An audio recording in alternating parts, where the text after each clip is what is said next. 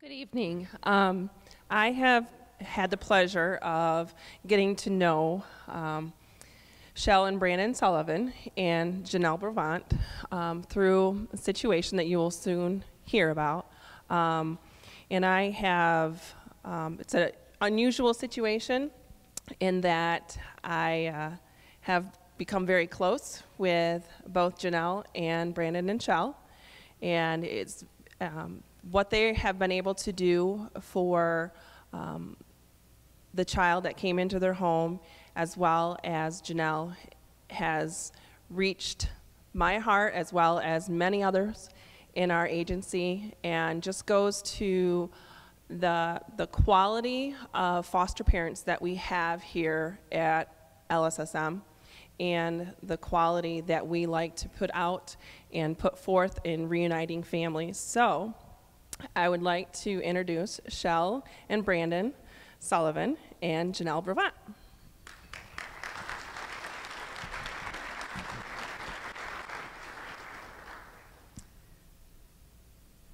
Well, I'm Shell, and this is my husband Brandon, and this is our dear friend Janelle, and this is our family. So on Brandon's lap there is Caitlin, who we are very excited to be adopting, and we'll see Judge Zemitis on Tuesday. We're very excited about that. And then Chloe is sitting on Janelle's lap, and Chloe was in our home from September through February of this year. So I'd like to let Janelle introduce herself too. Hi, I am Janelle. I am Chloe's mother. Well, CPS came in my life and told me that they were taking my daughter from me.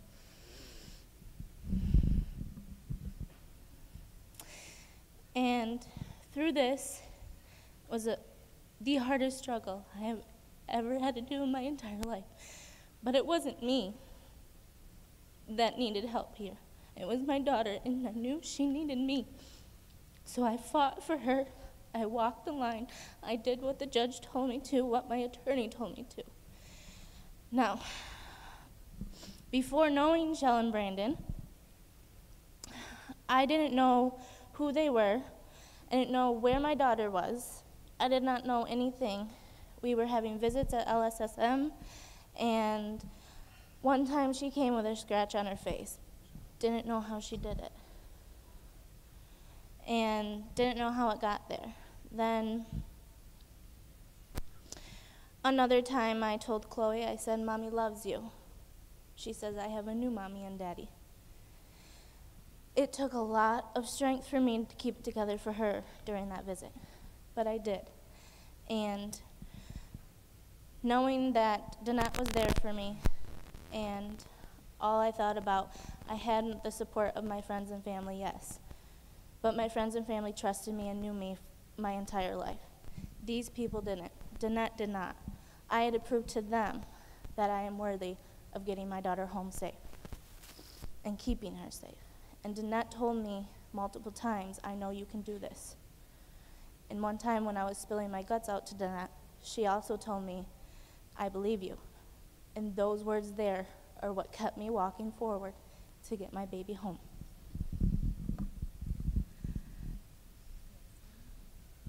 Hi. So we had had Tuesday visitations for Chloe, and we met Janelle for the first time on a Tuesday. I think Chloe had been away from you for 12 or 13 days at that point.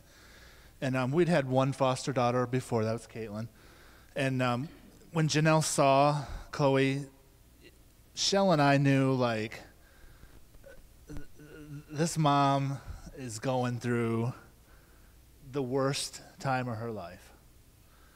And something in us just told us, you know, we got to come together on this, not just for Chloe, but for Janelle also. So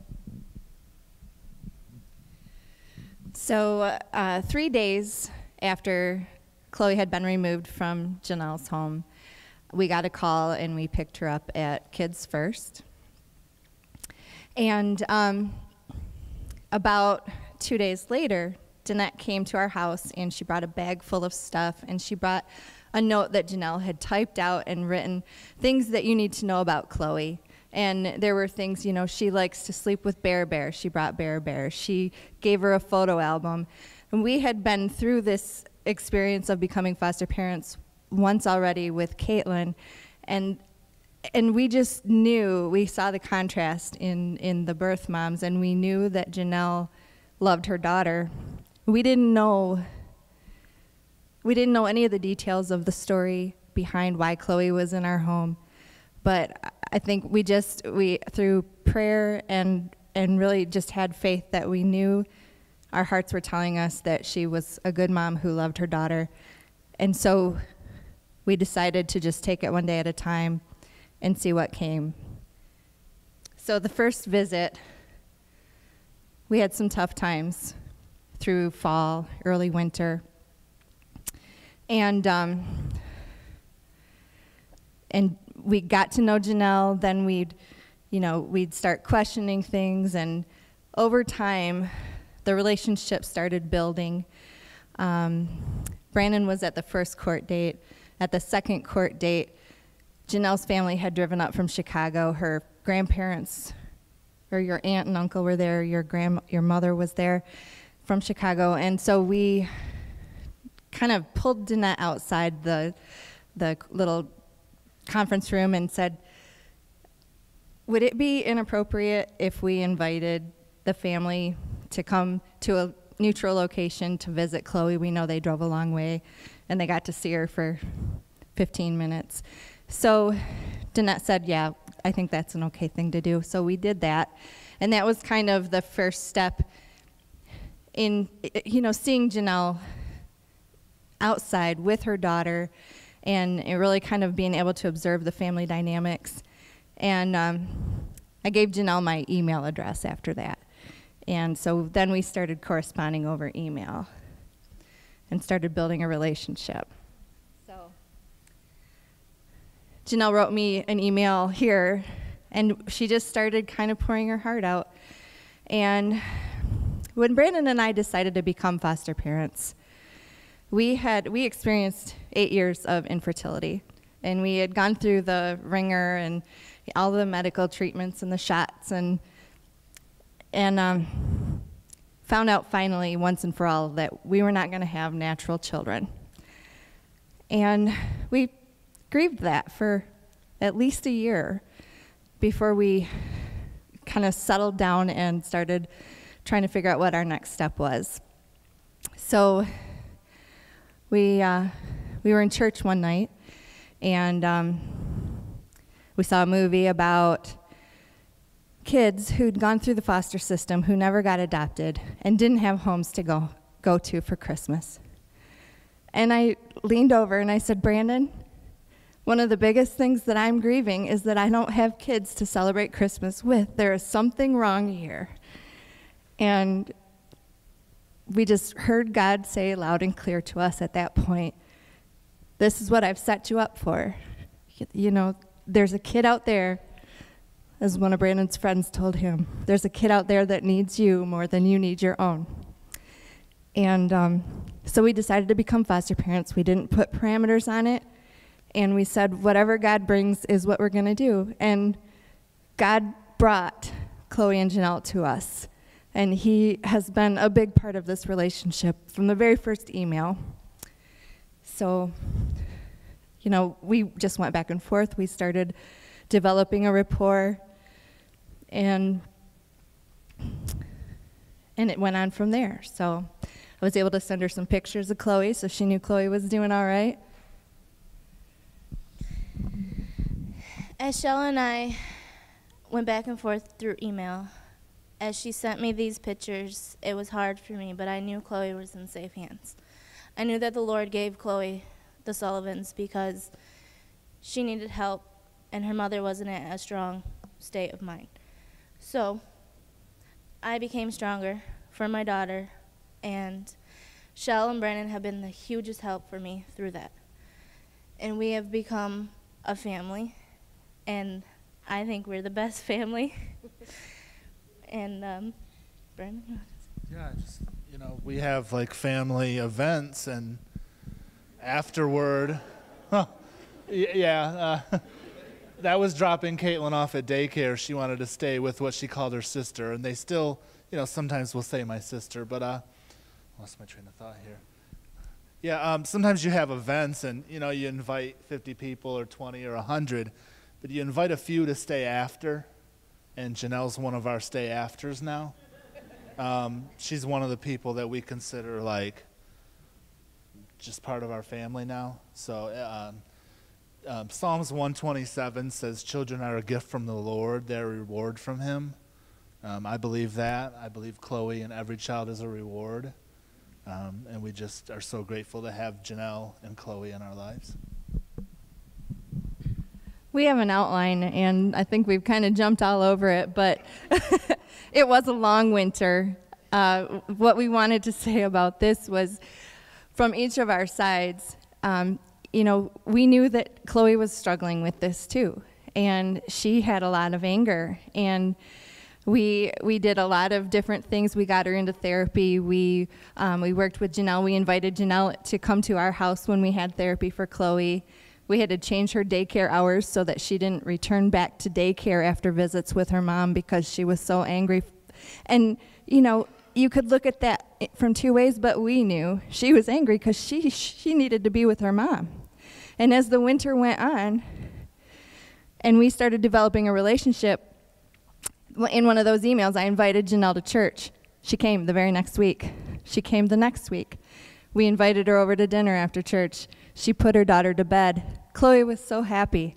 And so we saw that she was benefiting from having her mom in our home and seeing us working together. And she just got happier and happier. And as our visits increased, as Janelle was in our home more, you could see the smile on Chloe's face. There was one winter night that the woman who was going to supervise the visit couldn't make it. And Chloe was just a mess in the back seat.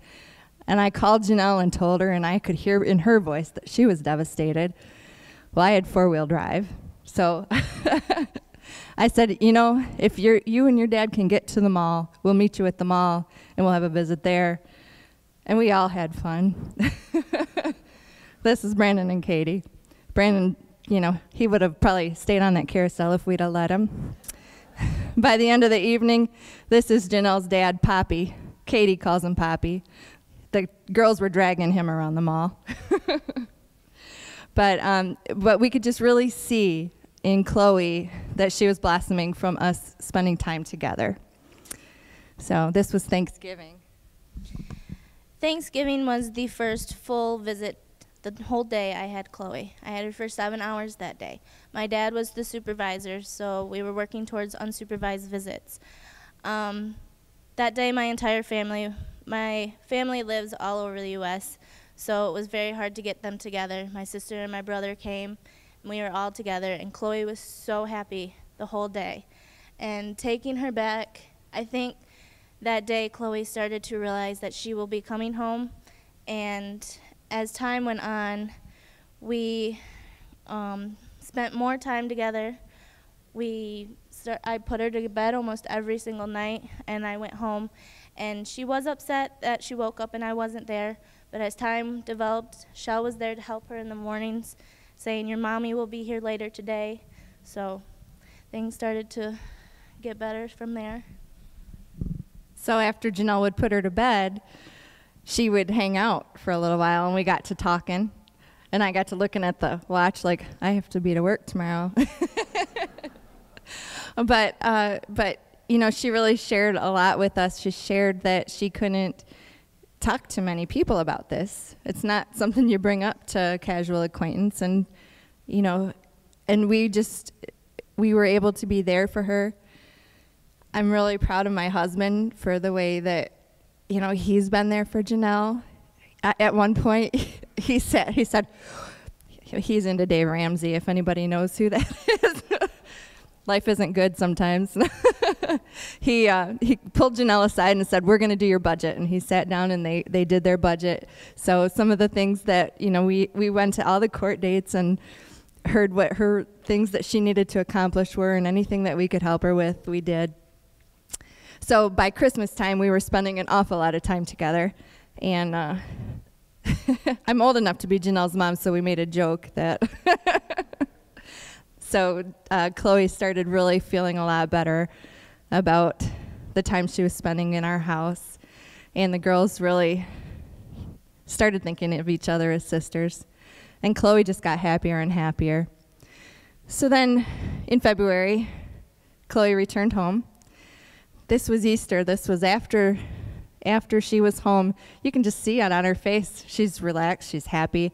We had them over to paint Easter eggs. And this was just a couple weeks ago. The girls out on the back deck.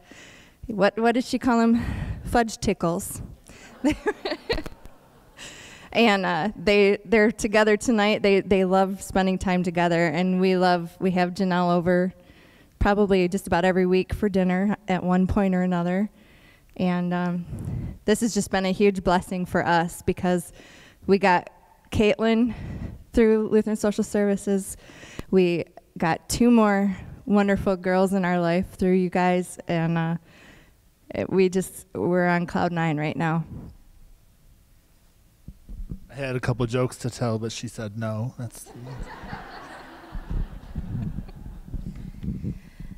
So I guess with our story, there is a happy ending to bad tragedies, but I am very thankful to have them in my life. They are still my accountability partners. They are still my hugest support in my life, and they will always be. I am very, very, very thankful they're here.